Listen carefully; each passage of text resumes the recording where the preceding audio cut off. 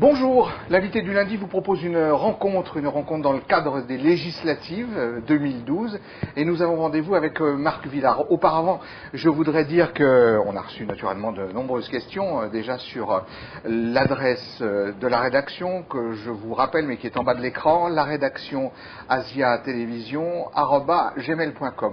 Nous avons reçu des réactions nous demandant pour quelles raisons Thierry Mariani, le ministre des Transports, n'était pas encore sur notre plateau. Bien, les rendez-vous ont été pris, mais comme tous les ministres en exercice, le ministre a beaucoup de rendez-vous, un emploi du temps très compliqué, et il est compliqué de se croiser sur un plateau à Bangkok, à Singapour ou à Shanghai. Donc nous attendons impatiemment la venue de Thierry Mariani, mais ça ne saurait tarder, je rassure les téléspectateurs qui nous ont écrit. Marc Villard, bonjour. Bonjour. Alors, je suis heureux de vous accueillir sur le plateau. Vous arrivez du Vietnam, où vous êtes installé depuis de nombreuses années, je crois. Depuis 22 ans. 22 ans. Et avec vous, j'aimerais donc aborder les grands chantiers auxquels le député, que vous serez peut-être, voudrait s'atteler, parce que vous m'avez dit hors caméra qu'ils étaient nombreux. Oui, ben les chantiers sont nombreux. Et le premier chantier, vous avez raison de parler de chantier, auquel nous aurons à nous atteler, et j'aurai à m'atteler si je suis élu, avec, j'espère, une nouvelle majorité, eh bien ça sera un chantier de reconstruction. En effet, il va falloir reconstruire ce que l'actuelle majorité a raboté, éliminé, détruit pendant 5 ans. Depuis 2002, la population des Français à l'étranger a augmenté de plus de 60%. Et dans le même temps, les crédits n'ont pas suivi. De plus de 60%. De plus de 60%. Vous êtes sûr du chiffre? Pratiquement. À quelques points de pourcentage près, on est passé de 1,2 million à plus de 1,5 million aujourd'hui. Il y a une explication de cette... L'explication, ça peut être l'attrait de l'étranger, ça peut être aussi les conditions de vie en France qui poussent nos compatriotes à s'expatrier. Et donc, selon une logique purement comptable, Bercy tranche dans les budgets. Par exemple, au ministère des Affaires étrangères, 3 fonctionnaires sur 4 ne sont pas renouvelés. Et nous, au quotidien, nous le vivons au niveau des ambassades. C'est une baisse de la qualité du service public.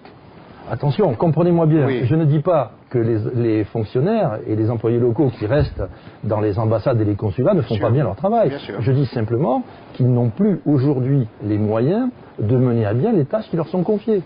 Ce sont des restrictions budgétaires. Ce sont des restrictions budgétaires. C'est la diminution du budget de l'action extérieure de l'État qui n'a pas suivi la progression de la population française à l'étranger.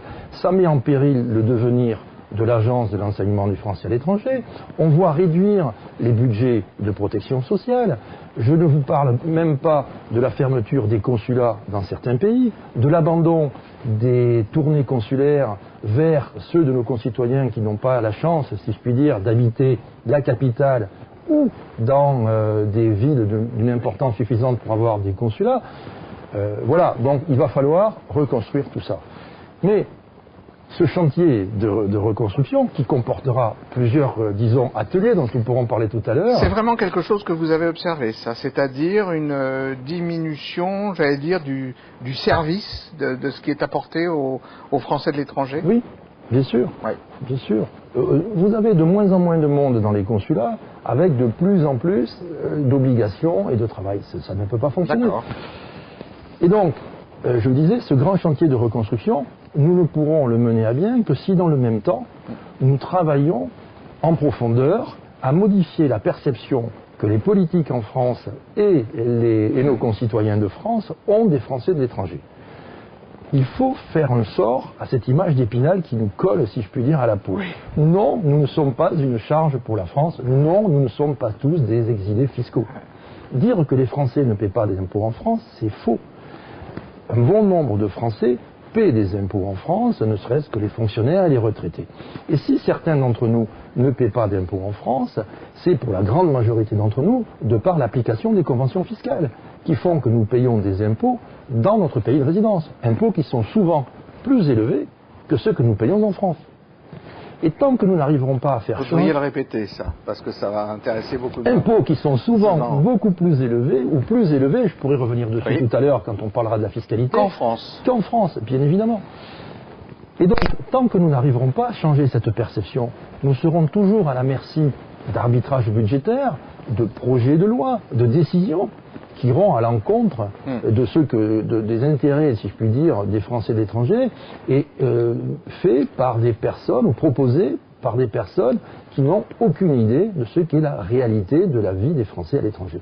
Voilà un peu pour ce grand chantier et le contexte dans lequel il faudrait que nous le menions. On sent que vous avez envie de défendre le morceau, vous, hein, et que vous êtes un peu impliqué dans le... Mais tout à fait, tout à fait. Je souhaite défendre tout ça. Ah ouais. Et en fait, une des raisons pour laquelle je me suis décidé à me présenter à ces élections législatives, c'est justement pour prolonger ce travail, cet engagement que je mène au sein de l'Assemblée des Français de l'étranger,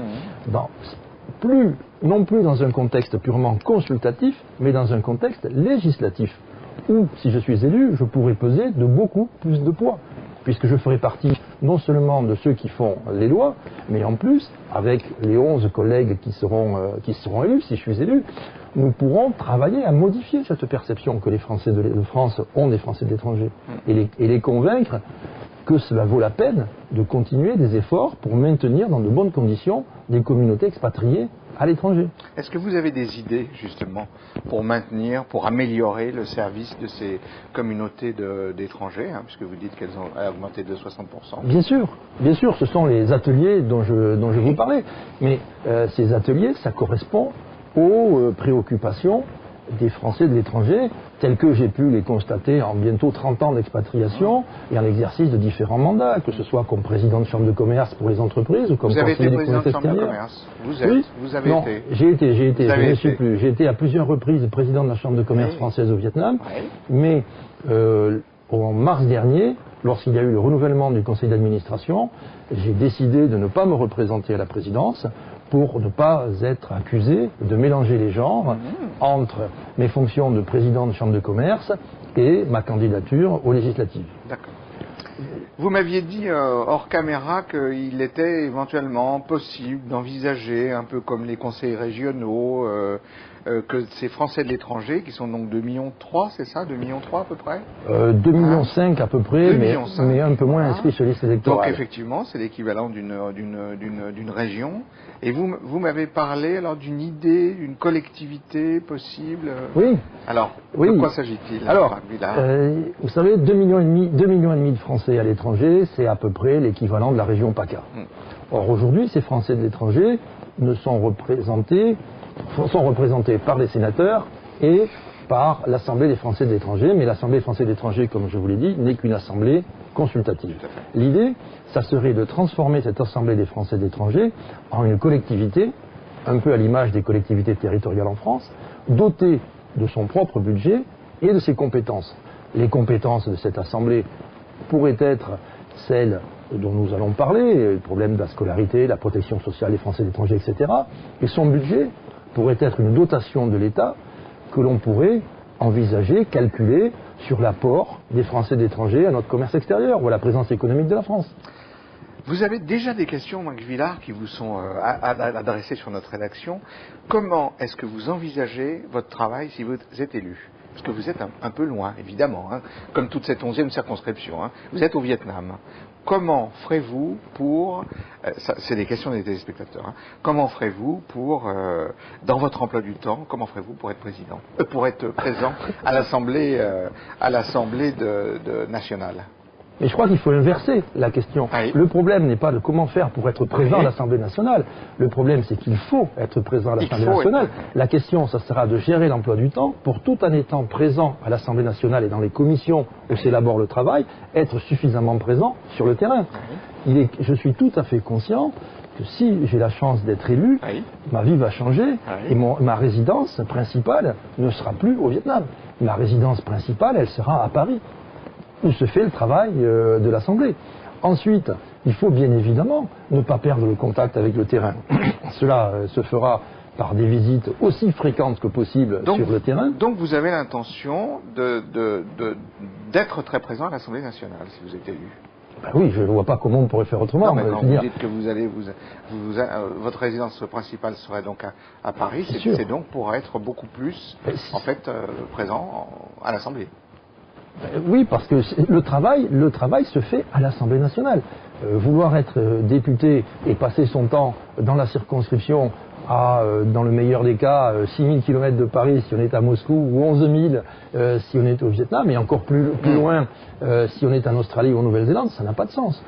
Le travail se fait à Paris, le travail se fait en commission, et donc c'est là qu'il faut résider. Il n'est pas question de rentrer les week-ends sur la circonscription. Par contre, il faut garder le contact avec la circonscription, donc ça se fera par des déplacements les plus fréquents possibles sur les différents pays, mais il ne faut pas oublier qu'il y en a 50 et qu'il n'y a que 53 semaines par an, donc c'est un peu compliqué d'aller partout, mais il faudra aussi s'appuyer sur des réseaux locaux, si je puis dire. Les élus à l'Assemblée des Français de l'étranger en font partie. De même, les associations représentatives des Français à l'étranger. Bien sûr. Le PS, par exemple, les élus du PS ou les représentants du PS dans les pays. Voilà la façon de travailler. Elle se fera, l'essentiel du travail se fera à Paris. Donc, Marc Villard, vous savez comment vous allez vous organiser pour ce travail si vous êtes élu. Vous savez déjà comment vous allez fonctionner. J'imagine déjà. Je vous dis ça parce que c'est une question qui manifestement interpelle les Français de l'étranger, puisqu'on nous écrit et nous disent mais comment fera l'élu qui sera donc député dans cette circonscription. J'imagine déjà comment je vais travailler.